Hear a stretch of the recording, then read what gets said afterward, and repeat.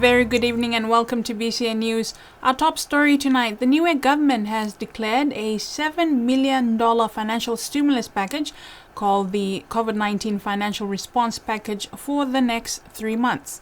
This was announced by the Minister Delton Tangilangi on Radio Sunshine yesterday.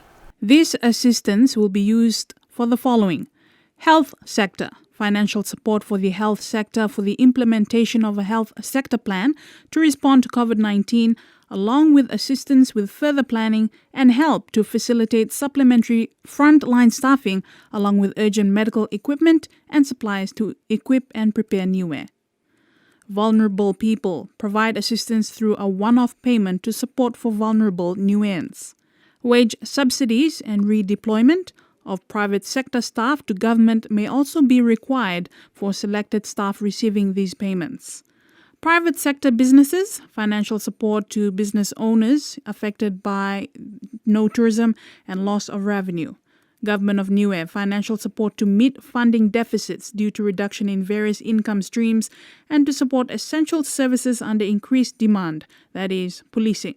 Food security, provide interest-free loans via Niue Development Bank for a 6 to 12 month period for the major food suppliers. Government infrastructure, funds set aside to allow for the key infrastructure being power, telecom, water, and other key assets to continue operations. Additional immediate contributions by the Government of Niue, effective 1st April, NDB loan and interest holidays for all impacted private sector businesses and staff to be reviewed in 3 months. Settlement of NCT extended to 60 days after goods received off the boat for all importers until 30th April 2020. This means that businesses who would normally have to pay NCT upfront are now given 2 months to make those payments for their cargo received on the 2 boats before 30th April. Weekly flights to Niue will continue. However, Minister Delton Tangilangi says there will be a limited number of passengers allowed on the flight, and not all flights will carry passengers to allow for the facilities available for self-isolation or quarantine purposes on the island. Cabinet have a special meeting to confirm with the plane that was already intended for arrival on Monday the 6th. The plane is in New Zealand is still servicing Niue once a week, and as from Monday has agreed that we'll allow incoming passengers, but very minimal, where we can cope. So looking at about 20 or 26 or less than 30, and these those who are coming, these will be specialists. Some of them are specialists that can support us in the health sector, and of course some of our own, but this will be that will be approved by the immigration and the week after that there will be no passengers, just the freight and others. So in every 2 weeks we will allow passengers, but like I said, on a very low number that our officials can handle or can deal with. And that the rest of the decision that has been made this morning.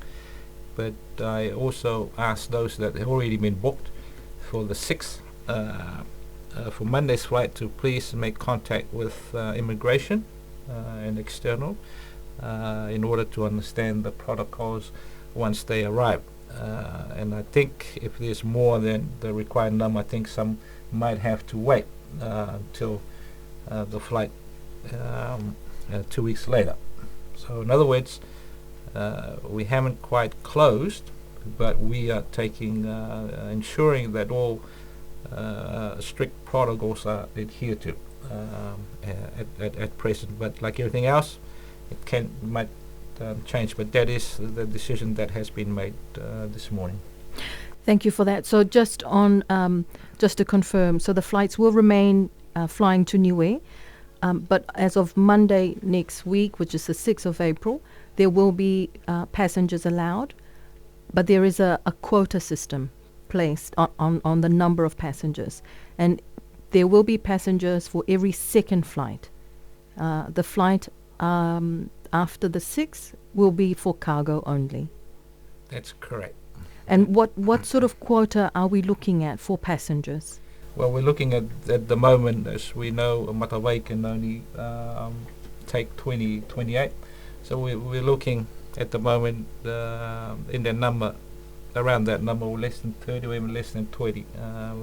And the officials are working on that, on the accommodations available, or who can cater for these numbers. But no doubt we won't be looking at a higher number other than that at the moment. And is this still for returning residents only and essential government officials? That's correct. That's exactly correct. That's why you have to contact immigration, and from there immigration will tell you if you are allowed in or not. There is strict criteria in place that you got to be living here in Niue more than 12 months or continuously for 6 months. So things like that that's in place. So in other words, we're looking for our own residents that are desperate to return. Home. At the moment, we're not looking at any others, apart from if there's any consultant in the sense of to do with emergencies, utility emergencies of power, but not other normal consultants for projects. But that is on the discretion and the thing of the immigration again, and the Secretary to the Government. The Office of the Secretary of Government is seeking the assistance of the public to contact the Office of the External Affairs if you know of anyone booked to travel to Niue on Monday, 6 April for logistical purposes. The Acting Chief Medical Officer Dr. Waimanu Pulu believes the 3 people who have developed symptoms of flu do not have COVID-19. The 3 are part of the group of 60 people who are still being quarantined into day 13 today. The first one was a child who we went and saw in isolation and found out that this was unlikely related to COVID-19. We managed it as such, continue to monitor him, and it's looking more and more unlikely to be COVID-19. So that gives us a lot of confidence, but we also have to continue to monitor him as part and parcel of the people who are under isolation. The other 2 eventually showed themselves over time as well.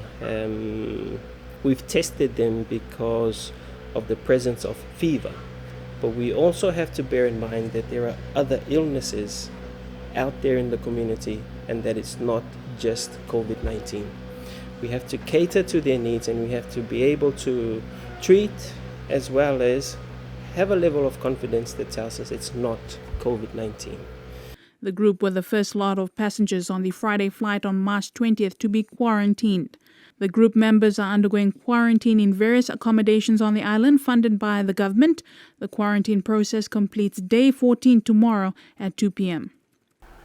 And testing for COVID-19 is the best way to tell us about the disease and how it's spreading. This is the comment of Niuean Dr. Colin Tukuitonga. According to Dr. Colin Tukuitonga, if you're being tested for COVID-19 while in isolation, then it is important that you continue in self-isolation until you receive the results of your test. He is also advising the Niue Health Department against the use of rapid tests, as these are not sanctioned by any reputable health organizations. Tests for COVID-19 are still restricted in New Zealand to those suspected of having the virus, and it's not available, generally not available to those without symptoms.